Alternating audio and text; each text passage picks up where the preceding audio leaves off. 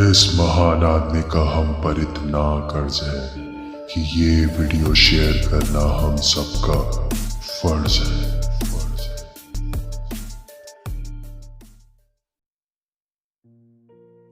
मैं आपके बीच में बुलाना चाहूँगा डॉक्टर विश्वरूप राय चौधरी को, एक नायाब हस्ती जो सच को सच कहने की हिम्मत रखता है, जो सच को सच कहने की हिम्मत रखता है।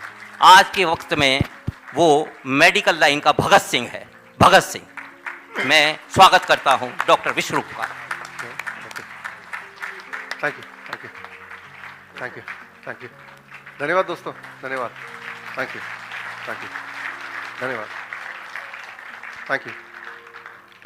आप सबका स्वागत करता हूँ इस कार्यक्रम में। सीधे मुद्दे पे आते हैं।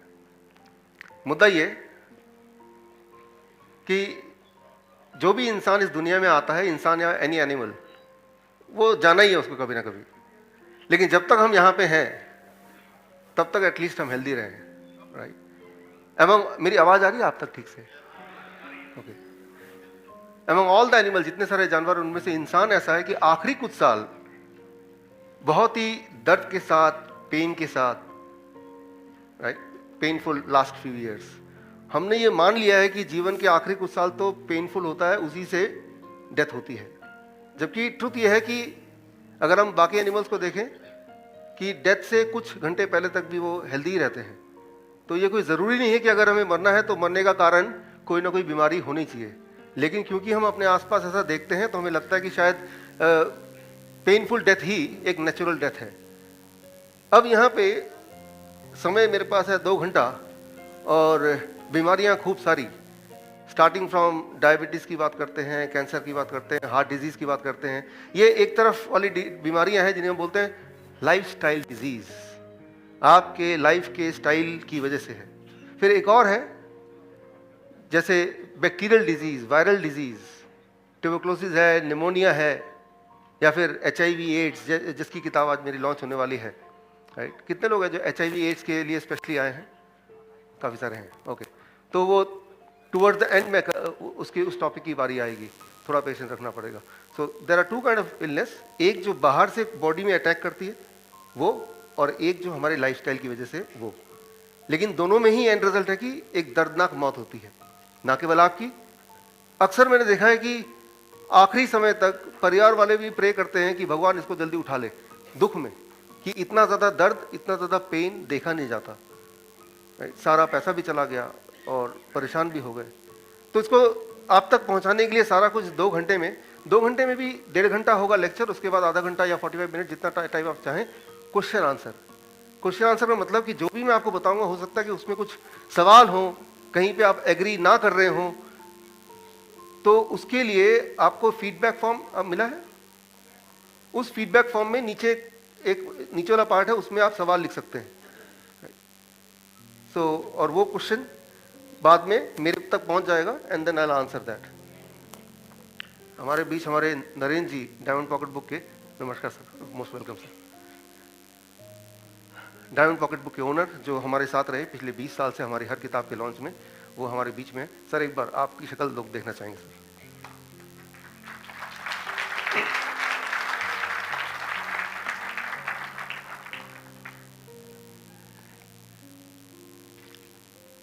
तो इसको पूरा समझाने के लिए एक छोटा सा मॉडल मैंने तैयार किया, वही ले आओ यहाँ पे।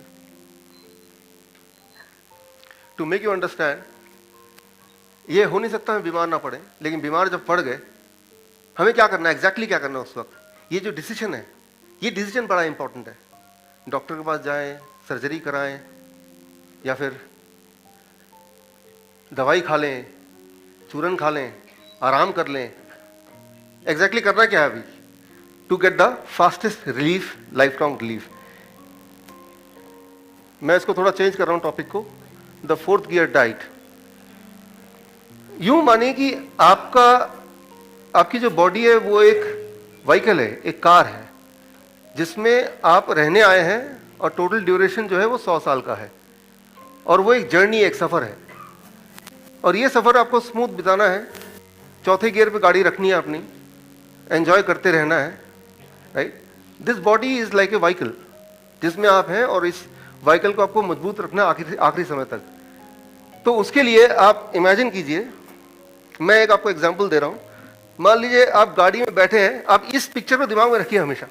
जब भी आपको कोई डिसीजन लेना है, जब भी कोई बीमार पड़ता है, मैं सिर्फ आपकी बात नहीं कर रहा, आपके घर में कोई भी बीमार पड़ता है, take this picture in your mind और आपके दिमाग में सवाल के जवाब आएंगे। इमेजिन कीजिए आप ड्राइवर सीट में हैं, आप गाड़ी चला रहे हैं। एक्चुअली मैं आपको एक गाड़ी गिफ्ट करना चाहता हूँ, एक ऐसी गाड़ी जिसमें इस तरह का स्टीयरिंग है और ब्रेक है, गियर है, सारा कुछ है। लेकिन उस गाड़ी में एक स्टीयरिंग की जगह पीछे जो पैसेंजर सीट है उसमें भी 3 स्टीयरिंग और है, ताकि वो जब चाहे, अगर उनका मन है तो वो भी अपना स्टीयरिंग घुमा सके। ये गाड़ी का आइडिया कैसा रहेगा? अच्छा रहेगा, बुरा रहेगा? काफी खराब रहेगा। स्टीयरिंग एक ही होनी चाहिए गाड़ी में, पहिए 4 होंगे या 2 पहिए वाला भी है मोटरसाइकिल, लेकिन स्टीयरिंग तो आपके हाथ में ही होगा। अगर कोई ये सोचे कि स्टीयरिंग थोड़ा देर मुझे आराम मिल जाएगा, स्टीयरिंग 3 लोगों के और हाथ में दे दूं, तो that is the worst thing and that becomes the first rule. मैं आपको आज 7 नियम बताऊंगा, 7 रूल। उस 7 नियम के अंदर सारी बीमारियां और उसके इलाज, उसके सॉल्यूशन उसी के अंदर है। 7 rules. Rule number 1, steering in your hand. एक बात आप याद रखिए, जिस तरह से एज एन एक्सपर्ट ड्राइवर कब ब्रेक लगाना है, कब गियर चेंज करना है, कितनी स्पीड डालनी है, कब हॉर्न बजाना है, ये सारा कुछ एक ही जगह से कंट्रोल होता है, तभी वो हो सकता है। Only then it is possible.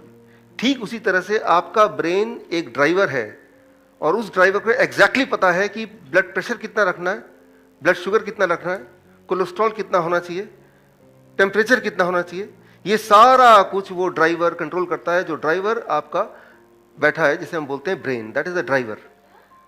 सो अब वो गाड़ी चल रही है, अब गाड़ी चलती है, अचानक एक ब्रेक लगता है। जब ब्रेक लगता है तो पीछे वालों को झटका लगता है। दैट इज समथिंग डिस्कम्फर्ट, जो कोई चाहेगा नहीं, लेकिन वो झटका इंपॉर्टेंट है, उसका एक कारण है। वो ड्राइवर को पता है कि उसने ब्रेक क्यों मारा है। पैसेंजर को सिर्फ झटका सुनाई दे रहा है या समझ आ रही है, वो फील कर रहा है, लेकिन उसको ये नहीं पता चल रहा कि झटका है तो क्यों है। लेकिन वो ड्राइवर को पता है कि मुझे यहाँ पे ब्रेक लगाना है, राइट। वो कंट्रोल ड्राइवर के पास है। पैसेंजर अगर ये सोचे ये बार बार ब्रेक लगा रहा है, तो एक काम करता हूँ, ब्रेक आगे से हटा के मैं ब्रेक अपने पास ही रखता हूँ ताकि वो ब्रेक ही नहीं लगा पाए। तो आपको पता है दिस इज एब्सोल्युटली फुलिश, ये तो बिल्कुल मूर्ख है, ये तो बिल्कुल बुद्धू है, ये तो डिजास्टर हो सकता है। The same thing, exactly the same thing we are doing. हम वही कर रहे हैं रोज। आपका ब्लड शुगर बढ़ गया या ब्लड प्रेशर बढ़ गया, बढ़ना नहीं चाहिए, घटाना कैसे वो एक अलग सवाल है, वो आगे करेंगे।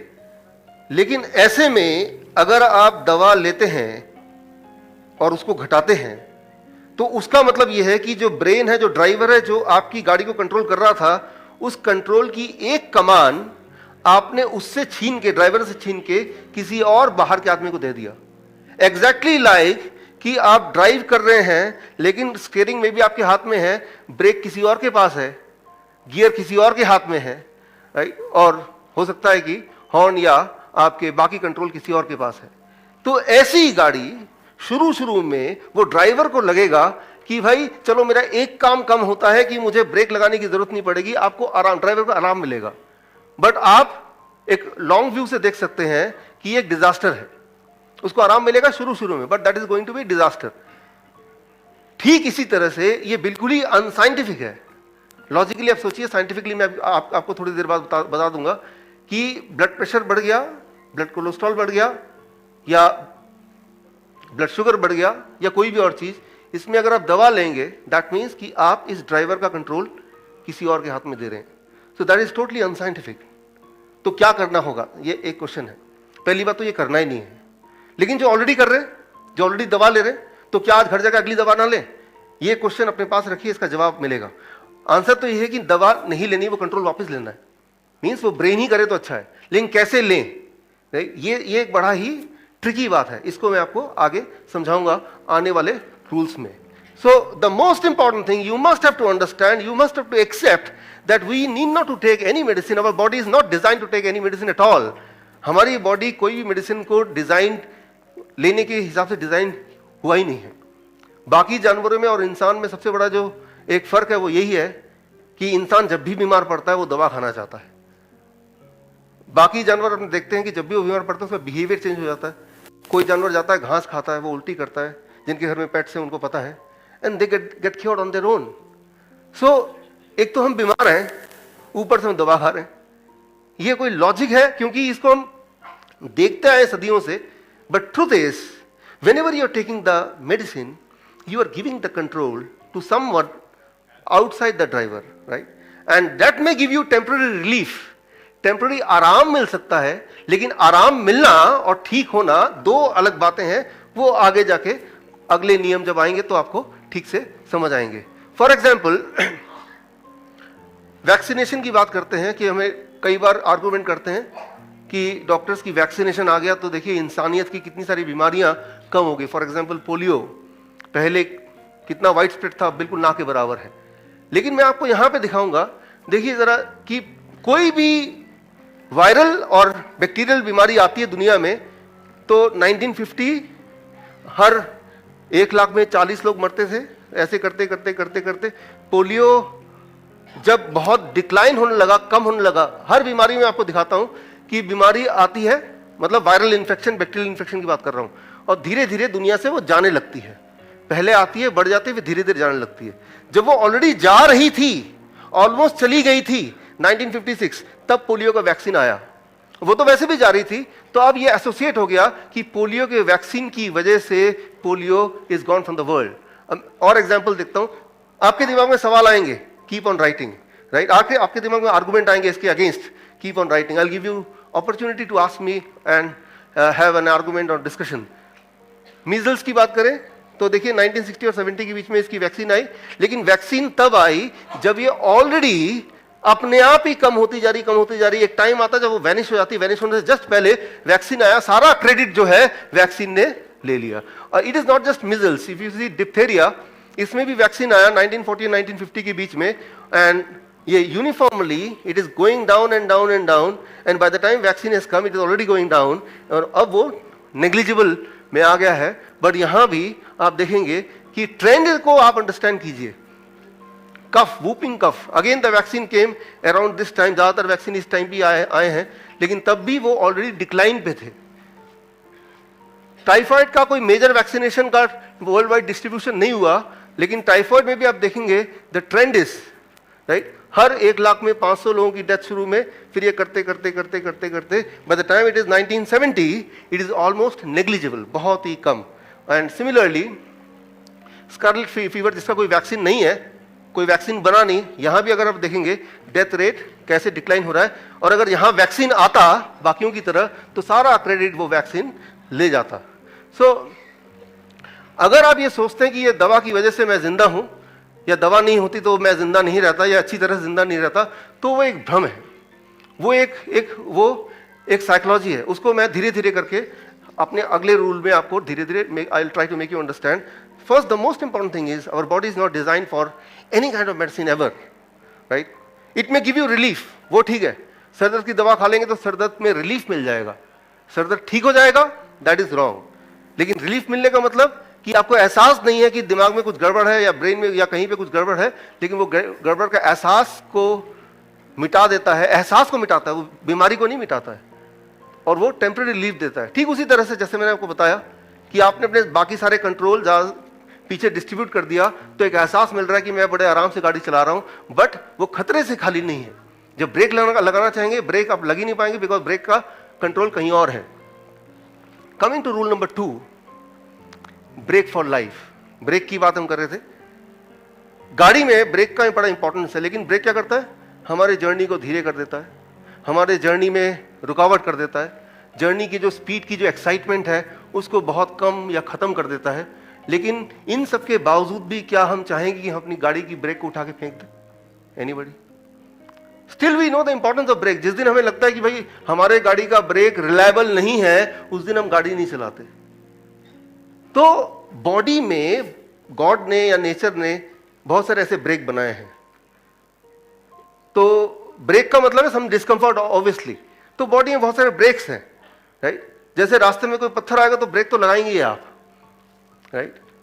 तो कोई और पीछे जो जानता नहीं है वो बोलेगा यार ये ब्रेक क्यों लगा दिया आपने, लेकिन पत्थर से जब टकराएंगे तो वो तो सारा डिजास्टर हो जाएगा। You understand that. तो ब्रेक आपको बचाता है, ब्रेक लगा के स्पीड को घटा के, एक्साइटमेंट जरूर कम होती है, पल भर के लिए लगता है कि हम तो रुक गए, राइट, लेकिन हमारी स्पीड कम हो गई, लेकिन हम कंफर्टेबल हो गए, हम सेफ हैं। ठीक उसी तरह से बॉडी में कई सारे ब्रेक्स हैं and they are stone. Body में बनता है, ट्यूमर बनता है, कैंसर बनता है। अच्छा, ये सारी चीजें मान लो आपको मैं ऑप्शन देता हूं, भगवान ऑप्शन देता है, आपके बॉडी में स्टोन नहीं बनेगा आज से, ट्यूमर का नामो निशान नहीं रहेगा, आपके बॉडी में कैंसर नहीं बनेगा, आप चाहते हैं या नहीं चाहते, तो क्या बोलेंगे आप कि स्टोन बने या ना बने? आप बोलेंगे नहीं भाई हमें नहीं चाहिए stone, we don't want cancer, we don't want tumour, that's what, right. अच्छा, मैं आपसे ऐसे पूछता हूं, आप गाड़ी खरीदने गए, बोला कि ये गाड़ी है, गाड़ी में जैसे एसेसरीज है, उसमें से एक एसेसरी है ब्रेक, ये लगा दूं कि नहीं लगाऊं? क्या बोलेंगे? लगा दीजिए, राइट, क्योंकि आप कॉन्सिक्वेंसेस देख रहे हैं, नहीं लगाने से क्या क्या दिक्कतें आ सकती हैं, आप दूर तक सोच सकते हैं, राइट। अब इसको जरा अंडरस्टैंड कीजिए कि जो काम गाड़ी में ये ब्रेक करता है, राइट, वही वाला काम हमारे गाड़ी में, हमारा गाड़ी कौन है और बॉडी, उसमें ये स्टोन करता है, ये ट्यूमर करता है, cancer. Let me help you understand. Stone ये क्या है? आप अगर स्टोन निकालेंगे बॉडी से, किडनी स्टोन, गॉलब्लैडर स्टोन, उसको निकाल के माइक्रोस्कोप में डालेंगे तो उसमें बहुत सारी चीज निकलेंगी, बहुत सारे मिनरल्स निकलेंगे, मिनरल्स, मैग्नीशियम निकलेगा, पोटेशियम निकलेगा, मेनली कैल्शियम निकलेगा। तो वो कैल्शियम, बॉडी क्या करता है, जब आप जो भी खाना खाते हैं उस खाने में बहुत सारे मिनरल्स होते हैं, और बहुत सारे ऐसे मिनरल्स हैं, इस फॉर्म में मिनरल्स है। कैल्शियम हमारे बॉडी के लिए बहुत इंपॉर्टेंट है, वो आपको पता ही है, लेकिन कैल्शियम कई सारे फॉर्म में बॉडी में जा सकता है। कुछ ऐसे फॉर्म होते हैं जो बॉडी उसको यूटिलाइज नहीं कर पाती है, और जब वो यूज नहीं कर पाती है तो बॉडी के पास एक ही रास्ता है कि उसको कहीं ना कहीं इकट्ठा करे। अगर इकट्ठा नहीं करेगा तो वो ब्लड में वो घूमता रहेगा, कहीं हार्ट में अटकेगा, ब्रेन में अटकेगा, and it will create brain stroke, it will create heart attack. तो बॉडी चाहती नहीं कि ऐसा हो, तो वो कैल्शियम जो बॉडी यूज नहीं कर पा रही है, बिकॉज वो उस फॉर्म में नहीं जिस फॉर्म में बॉडी यूज कर पाती है उसको, तो बॉडी क्या करेगा, उसको एक्यूमुलेट करेगा, एक जगह इकट्ठा कर लेगा, right. So that is called stone, right. लेकिन वो इकट्ठा करते रहता है। जिस तरह से आपके घर में एक डस्टबिन है, राइट, जो भी कूड़ा आता है हर बार ले जाके आप म्युनिसिपैलिटी के डस्टबिन में जाके नहीं फेंक सकते, तो आप पूरे दिन भर में उसको इकट्ठे करते रहेंगे, इकट्ठे करते रहते हैं। दिन में एक बार आपने ऐसा जुगाड़ किया हुआ है कि कोई आएगा, वो डस्टबिन वो सारा खाली करके दोबारा से छोटा वाला डस्टबिन आपको वापस कर देगा, राइट। तो वो जो डस्टबिन का जो इंपॉर्टेंस है, नेसेसिटी है आपके घर में, कोई बोलेगा डस्टबिन तो अच्छा नहीं लगता, अच्छा दिखता नहीं घर पे, तो मैं डस्टबिन रखूंगा नहीं, ऐसा कोई हो सकता है?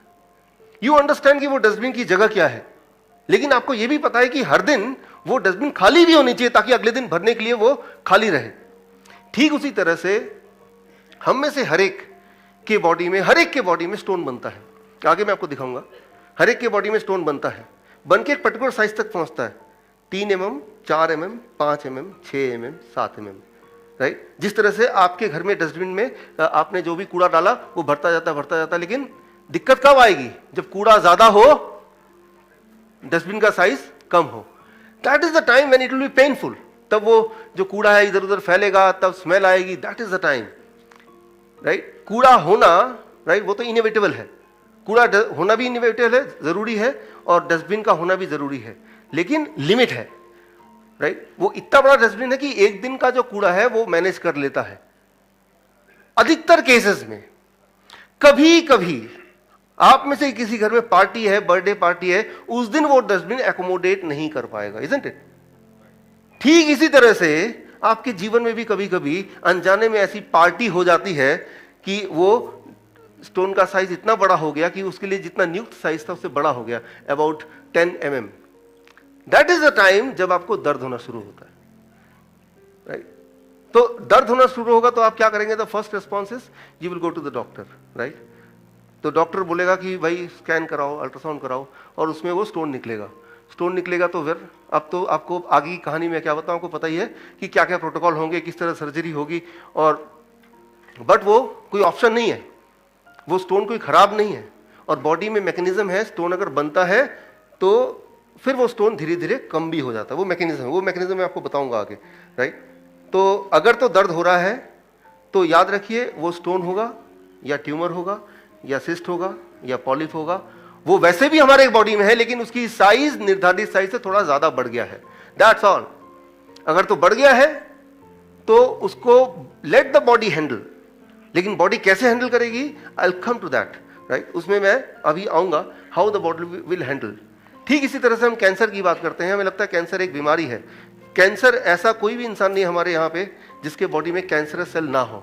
कैंसर क्या है इसको थोड़ा अगर समझ लेंगे तो इसको जूझना कैसे है वो भी आपको इजीली अंडरस्टैंड हो जाएगा, how we can come out of it.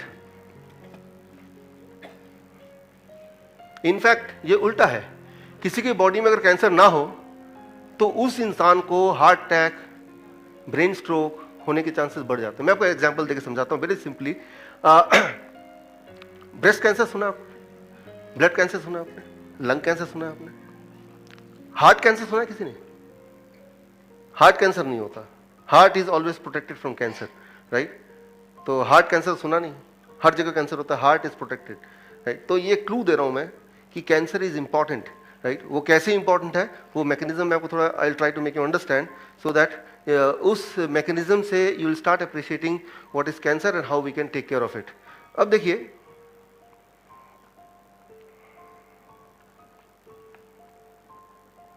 मान लीजिए ये ब्लड वेसल है और ये ब्लड यहां ऐसे फ्लो हो रहा है। अब क्या होता है, जो भी कुछ आप खाते हैं, खाने पे वो मैं आऊँगा, वो 7वां रूल है, लेकिन अभी जो भी कुछ मैं यूज़ कर रहा हूँ, जो भी कुछ खाते हैं उनमें से कई सारे ऐसी चीज़ें जो बॉडी उसको यूज़ नहीं कर पाती है। तो कई बार बॉडी स्टोन बनाती है, कई बार बॉडी ट्यूमर बनाती है, और जब ये दोनों चीज़ नहीं बनाती है तो बॉडी उस कूड़े को हियर एंड देयर थ्रो करने लगती है, और अगर वो ये क्या बन जाता है, इट इज़ कॉल्ड ब्लॉकेज, वो पूरे बॉडी में बनता है। तो ये ब्लॉकेज से जिनको बचना है तो चॉइस है कि उनके बॉडी में स्टोन बनेगा, ट्यूमर बनेगा, तो ब्लॉकेज के चांसेस कम है। लेकिन जो लोग हैं कि भाई स्टोन आसानी से नहीं बनता है या ट्यूमर नहीं बन रहा है, तो कूड़ा तो है, बॉडी तो कहीं ना कहीं फेंकेगी। मान लो आपके घर में कूड़ादान ही नहीं है लेकिन कूड़ा तो फिर भी बनेगा, तो क्या होगा, वो कूड़ा कोई कहीं भी फेंकेगा। घर में जितने भी मेंबर हैं they will throw anywhere because there is no particular place, कोई एक जगह नहीं बनी हुई उसके लिए, राइट। अब ये जो ब्लॉकेज है ये कहीं भी बन सकता है। This blockage can be in heart, it can be in brain, it can be in kidney, it can be in lungs. Body के किसी भी ऑर्गन में ब्लॉकेज हो सकता है, और जहां भी होगा उस वाला ऑर्गन जो है वो ठीक से काम नहीं करेगा, तो फिर वो वाली बीमारी का नाम आपको बता देंगे डॉक्टर कि आपको तो ये वाली बीमारी है। वो किडनी फेलियर बोलेंगे या हार्ट डिजीज बोलेंगे, लेकिन कारण तो एक ही है कि वहाँ पे कूड़ा है जो इकट्ठा है, राइट, और वो धीरे धीरे बढ़ रहा है, एक लिमिट तक बढ़ रहा है। उसके बाद जब यहाँ तक पहुँच गए पूरी तरह से ये ब्लड फ्लो होना बंद हो गया, तो ऐसे में इसके आगे जितने भी सेल्स हैं, all the cells ahead of it, जिनको इस ब्लड से ऑक्सीजन एंड फूड मिल रहा था, उनके साथ क्या होगा, what will happen to them, they will be dying most of the time, right. तो वो वाले सेल्स मर जाते हैं, तो फिर वो किडनी पार्शली काम कर रही है, लंग पार्शली काम कर रहा है, बिकॉज वहाँ बहुत सारे डेड सेल्स हैं जो कि हमारे लिए काम कर रहे थे। ये बड़ा सिंपल है, ये तो आपको ऑलरेडी पता है। लेकिन जो बात मैं आगे बताने जा रहा हूँ जो ज़्यादा इंटरेस्टिंग है वो ये, जो कि 1% लोगों के साथ होता है, 1% ऑफ यू, 1 और maybe little more than that. हर 100 में से 1 या 2 लोगों के साथ ऐसा होगा कि ये जो सेल्स हैं यहाँ के, ये बोलेंगे हमें नहीं मरना, will not die, in spite of the fact कि इनको ब्लड मिलना बंद हो गया, सप्लाई मिलनी बंद हो गई। तो ये क्या करते हैं, ये कहीं और से एक चोरी का रास्ता बनाते हैं, मेडिकली से बोलते हैं एंजियोजेनेसिस। एंजियोजेनेसिस मीन्स अपना ही एक चोरी का रास्ता बनाते हैं, ब्लड वेसल बनाते हैं अपना ही एक ऐसा ब्लड वेसल जिससे ये जितना चाहें ऑक्सीजन, जितना चाहें फूड ये चुरा सकें। तो बॉडी का ये ब्लॉकेज के बावजूद भी 2-4 दिन के बाद इन सेल्स के पास दोबारा से खाना आने लग जाता है, और 2-4 दिन बिना खाने के ये सेल्स रह सकते हैं, राइट। तो अब यहाँ पे एक दिक्कत है छोटी सी, चोरी में क्या दिक्कत होती है। मान लीजिए एक यूनिवर्सिटी का स्टूडेंट है, उसके पास पैसे नहीं है फीस भरने के 10,000 रुपये, वो सोचता है बैंक में डाका डालता हूँ, डाका डाला, सामने बहुत सारा पैसा है।